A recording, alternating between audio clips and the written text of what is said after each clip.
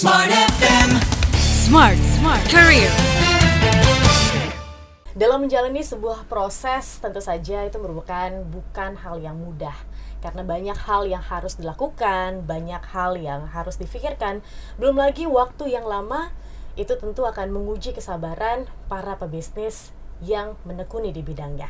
Di kesempatan kali ini, Smart Listener, Smart Business, saya Tasya Rustama akan menemani Anda. Kita akan bahas bagaimana bisa bersabar dalam sebuah proses yang dijalani dalam sebuah bisnis.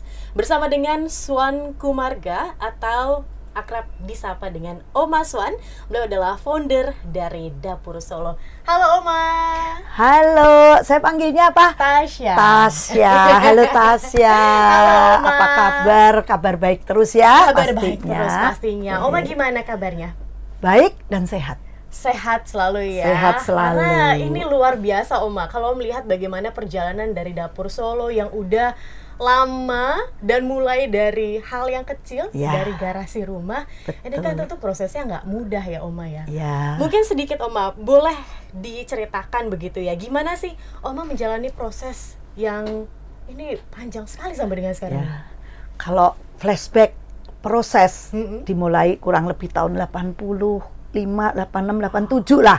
Saya menikah 85, kebetulan 86 anak saya baru setahun gitu kan. Mulai dari start 87. Jadi kalau flashback tuh bikin saya langsung terenyuh gitu, terharu, dan mulainya kalau sekarang sampai saya sekarang ini lihat Dapur Solo boleh dibilang cukup ada di mana-mana, itu nggak kepikir.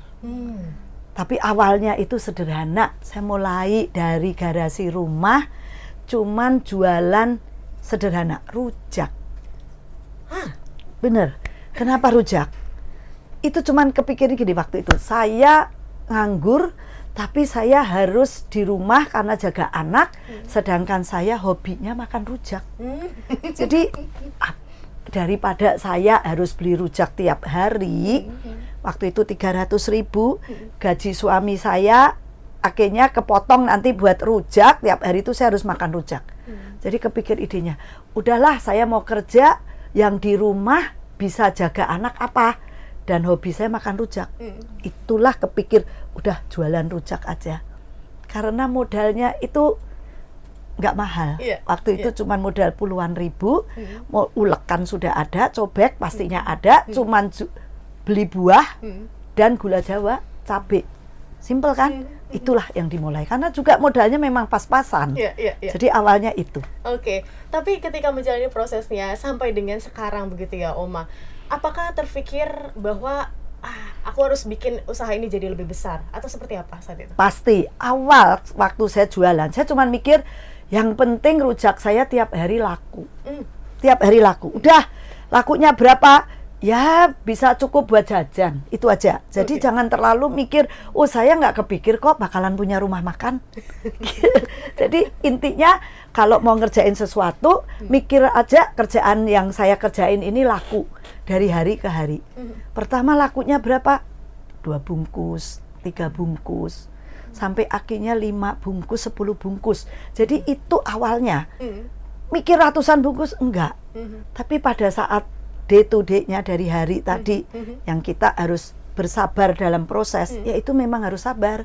Tapi di samping sabar kita harus mikir besok gimana ya gitu. Kalau nggak laku apalagi. Dan itu bener. Bulan pertama laku kenceng karena saya pakai brosur. Brosur itu saya tulis tangan, spidol, terus 1 folio bagi 2, fotokopi supaya ngirit. Setiap sore sambil ngasuh anak, ngomong anak di perumahan jalan-jalan, saya sebarin brosur ke rumah-rumah. Jadi itulah proses, semua itu ada proses. Mikir caranya supaya laku di rumah, di real estate gimana. Siapa orang yang mau datang, rumah saya di gang. Saya harus jemput bola, harus ngasih selebaran. Nah kebetulan keren, jualan rujak kan harusnya didorong. Abang-abang dorong atau mbok-mbok.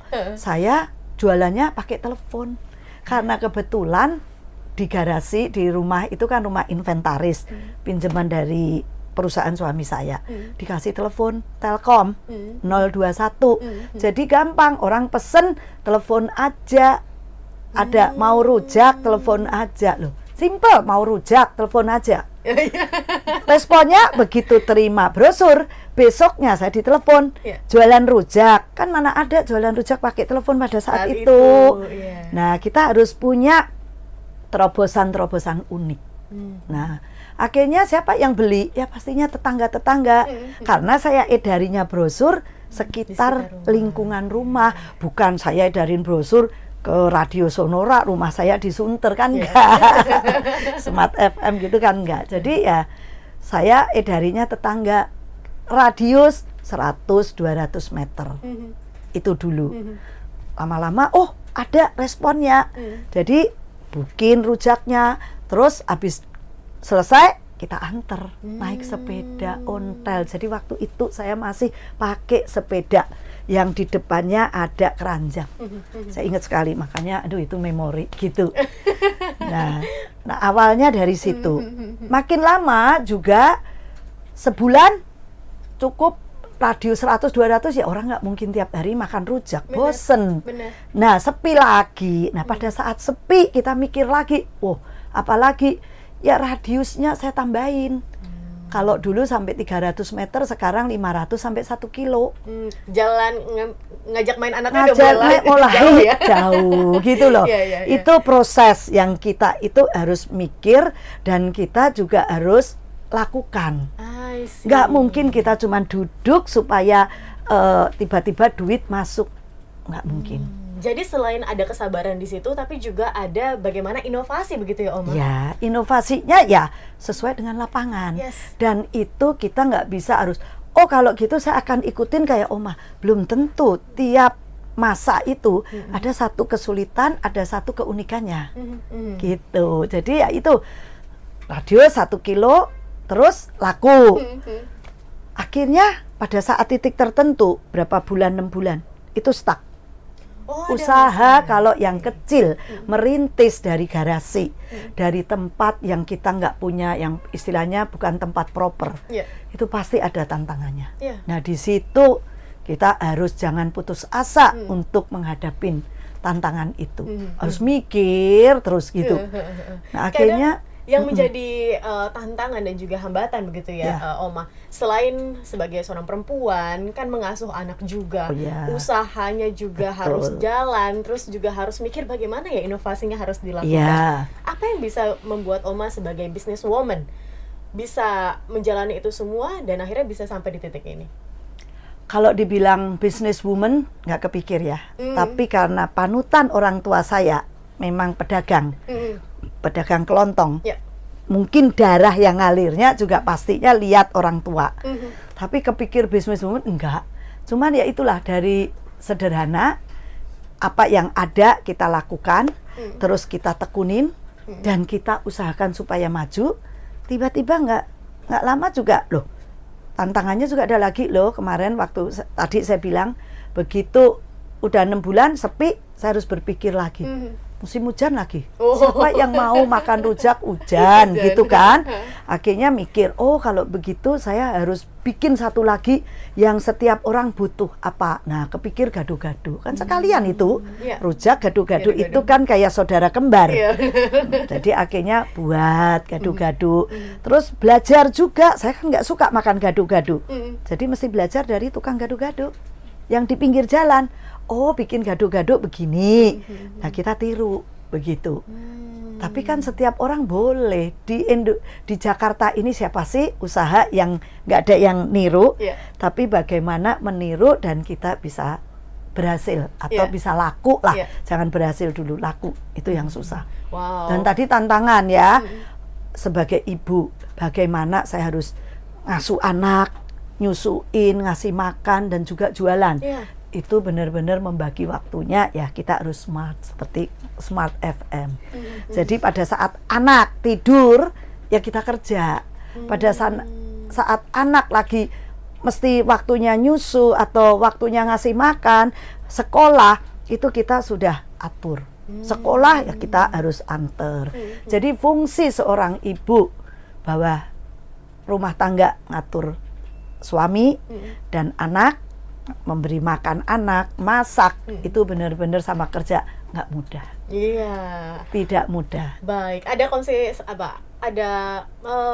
konsekuensi di Ya. setiap segala hal tindakan yang Ya. kita lakukan begitu ya Ya. Oma ya, termasuk juga menjadi seorang pebisnis. Ya. Mungkin Oma, adakah yang bisa Oma berikan saran kah atau masukan untuk mungkin para pebisnis yang sekarang masih stuck di itu juga, di jalan itu juga Oma, agar dalam prosesnya tidak hanya tadi yang saya ambil dari Oma yang nggak cuma bersabar aja, tapi juga ada inovasinya di situ, ada mikir otaknya juga, gimana ya caranya agar bisnisnya bisa lebih berkembang. Silakan Oma. Ya. Jadi hidup itu kan punya pilihan. Mau jadi pebisnis itu juga punya pilihan. Mau sukses atau mau biasa-biasa aja atau mau stuck gitu aja akhirnya tutup. Itu pilihan. Nah, kalau kita mau sukses, ya pastinya inovasi tadi harus terus mikir. Inovasi nggak bisa menjiplak dari kata itu apa? Mentor itu yang biasa apa itu? Motivator. Motivator boleh kita ikutin. Itu kan tip-tipsnya.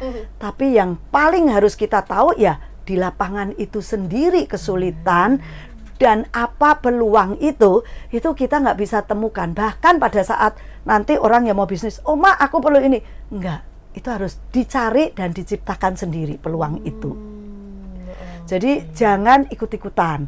Ada bisnis yang ikut-ikutan. Beli franchise, laku. Tapi kalau nggak dikerjain, asal pokoknya nggak ada lah duit datang sendiri tanpa kita melakukan sesuatu. Itu nggak mungkin. Kita harus cari duit, bisa datang kalau kita juga melakukan sesuatu. Dan tekun, terus kita terus kulik, itu pasti duit akan mencari kita juga. Itu luar biasa. Terima kasih Oma untuk insight-nya di kesempatan kali ini. Kita ketemu lagi ya Oma di dalam edisi lainnya. Dan Smart Listeners, itu dia tadi insight yang kita dapatkan dari seorang pebisnis yang luar biasa ya. Sudah puluhan tahun begitu Smart Listeners sampai dengan detik ini. Dan real ada bisnisnya, restorannya ada ya Oma ya. Sekarang sudah berapa cabang?